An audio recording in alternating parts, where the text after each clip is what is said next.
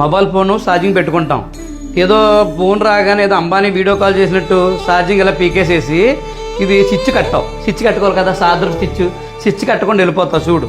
చూడు మిత్రమా, ఎంత కరెంట్ పాస్ అయిపోతుందో చూడు. ఇగో కాదు, చూసుకో, వైర్ అంతా చూసుకో. ఇగో వైర్ అంతానే, ఇక చూసుకో. ఇలాగ కరెంట్ పాస్ అయిపోతుంది.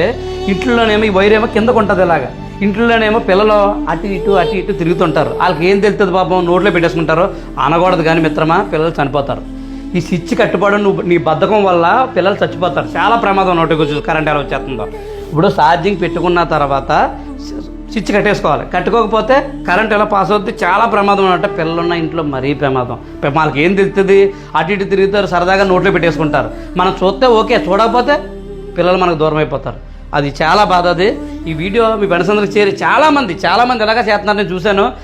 ఛార్జింగ్ తీసేస్తారు కానీ స్విచ్ కట్టరు. స్విచ్ ఎవడ కడతాడో, మీ తాత కట్టుకోవాలి కదా.